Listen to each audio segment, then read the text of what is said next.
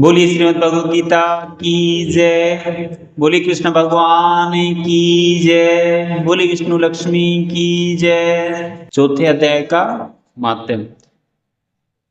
तो श्री विष्णु भगवान कहते हैं कि हे प्रिय, अब मैं चौथे अध्याय का माध्यम बतलाता हूँ, सुनो। भागीरथी के तट पर वाराणसी बनारस नाम की एक पुरी है। वहां विश्वनाथ जी के मंदिर में भरत नाम के एक योगी निष्ठ महात्मा रहते थे, जो प्रतिदिन आत्मचिंतन में तत्पर हो आदर पूर्वक गीता के चतुर्थ अध्याय का पाठ किया करते थे। उसके अभ्यास से उनका अंतःकरण निर्मल हो गया था। वे शीत उष्ण आदि द्वंद्वों से कभी व्यथित नहीं होते थे। एक समय की बात है, वे तपोधन नगर की सीमा में स्थित देवताओं का दर्शन करने की इच्छा से भ्रमण करते हुए नगर से बाहर निकल गए। वहां बेर के दो वृक्ष उन्होंने देखे। उन्हीं की जड़ में वो विश्राम करने लगे। एक वृक्ष की जड़ में उन्होंने अपना मस्तक रखा था और दूसरे वृक्ष में मूल में उन्होंने एक पैर टिका हुआ था। और थोड़ी देर बाद जब वे तपस्वी चले गए, तब बेर वे दोनों वृक्ष 5 ही 6 दिनों के भीतर सूख गए। उनमें से जो पत्ते और डालियां भी नहीं रही। और तत्पश्चात वे दोनों वृक्ष कहीं ब्राह्मणों के पवित्र गृह में दो कन्याओं के रूप में उत्पन्न हुए। और दोनों कन्याएं जब बढ़कर 7 वर्ष की हो गई, तब वह एक दिन उन्होंने दूर देशों में घूमकर आते हुए भरत मुनि को देखा। उन्होंने देखते हुए वे दोनों उनके चरणों में पड़ गई और मीठी वाणी से बोली कि हे मुने, आपकी ही कृपा से हम दोनों का उद्धार हुआ है। हमने बेर की योनि त्याग कर मानव शरीर प्राप्त किया है। उनसे इस प्रकार कहने पर मुनि को बड़ा विस्मय हुआ। उन्होंने पूछा, पुत्रियों, मैंने कब और किस साधन से तुम्हें मुक्त किया था? साथ ही यह भी बताओ कि तुम्हारे बेर के वृक्ष होने में क्या कारण था, क्योंकि इस विषय में मुझे कुछ भी ज्ञान नहीं है। तब वे कन्याएं पहले अपने अपने बेर होने का जाने का कारण बतलाती हुई बोली कि हे मुने, गोदावरी नदी के तट पर छिन्न पाप नामक का एक उत्तम तीर्थ है, जो मनुष्यों को पुण्य प्रदान करने वाला है। वह पावनता की चरम सीमा पर पहुंचा हुआ है। उस तीर्थ में सत्यता नामक एक तपस्वी बड़ी कठोर तपस्या कर रहे थे।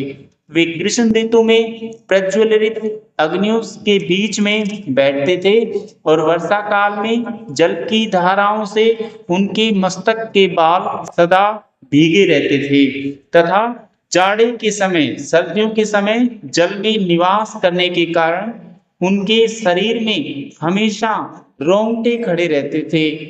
वे बाहर भीतर से सदा शुद्ध रहते, समय पर तपस्या करते तथा मन और इंद्रियों को संयम में रखते हुए परम शांति करके आत्मा में ही रमण करते थे। वे अपनी विद्वता के द्वारा जैसा व्याख्यान करते थे, उसे सुनने के लिए साक्षात ब्रह्मा जी भी प्रतिदिन उनके पास उपस्थित होते और प्रसन्न करते थे। ब्रह्मा जी के साथ उनका संकोच नहीं रह गया था। अतः उनके आने पर भी वे सदा तपस्या में मग्न रहते थे। परमात्मा के ध्यान में निरंतर संलग्न रहने के कारण उनकी तपस्या सदा बढ़ती रहती थी। सत्य पाप को जीवन मुक्त के समान मानकर इंद्र को अपने समृद्धिशाली पद के संबंध में कुछ भय हुआ। तब उन्होंने उनकी तपस्या में सैकड़ों विघ्न डालने आरंभ किए। अप्सराओं के समुदाय से हम दोनों को बुलाकर इंद्र ने इस प्रकार आदेश दिया, तुम दोनों उस तपस्वी की तपस्या में विघ्न डालो, जो मुझे इंद्र पद से हटाकर स्वयं स्वर्ग का राज्य भोगना चाहता है। इंद्र का यह आदेश पाकर हम दोनों उनके सामने से चलकर गोदावरी के तीर्थ पर जाकर वहां मुनि तपस्या करते थे वहां आ गई और वहां मंद एवं गंभीर स्वर से बजते हुए मृदंग तथा मधुर वेणुनाद से साथ हम दोनों ने अन्य अप्सराओं सहित मधुर स्वर में गाना आरंभ किया। इतना ही नहीं, उन योगी महात्मा को वश में करने के लिए हम लोग स्वर, लाल और लय के साथ नृत्य भी करने लगे।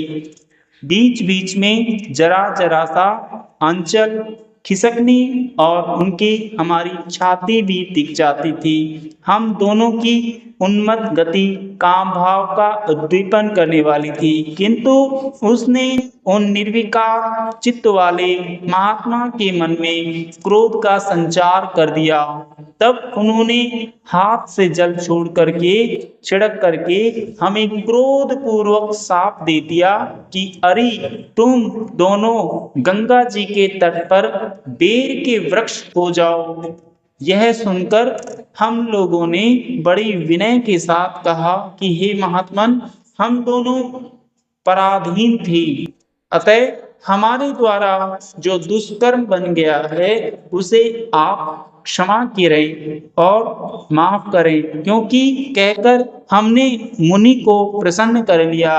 तब उन पवित्र चित्त वाले मुनि ने हमें हमारे शाप द्वारा अवधि निश्चित करते हुए कहा कि भरत मुनि के आने तक ही तुम पर यह शाप लागू होगा, उसके बाद तुम लोगों का मृत्यु लोक में जन्म होगा और पूर्व जन्म की स्मृति बनी रहेगी। हे मुने, जिस समय हम दोनों बेर वृक्ष के रूप में खड़ी थी, उस समय आपने हमारे समीप आकर गीता के 4 अध्याय का जप करते हुए हमारा उद्धार किया था, अतः हम आपको प्रणाम करते हैं। आपने केवल शाप ही नहीं, इस भयानक संसार से भी गीता के 4 अध्याय के पाठ द्वारा हमें मुक्त कर दिया है। तो श्री भगवान कहते हैं कि उन दोनों के इस प्रकार कहने पर मुनि बहुत ही प्रसन्न हुए, खुश हुए और उनसे पूजित हो विदा लेकर जैसे आए थे वैसे ही चले गए, तथा वे कन्याएं भी बड़े आदर के साथ प्रतिदिन गीता के 4 अध्याय का पाठ करने लगी, जिससे उनका उद्धार हो गया। बोली श्रीमद् भगवत गीता रानी की जय। बोली कृष्ण भगवान की जय। मंगलम भगवान विष्णु मंगलम गरुड़ ध्वज मंगलम पुंडरीकाक्ष मंगलाय तनो हरि।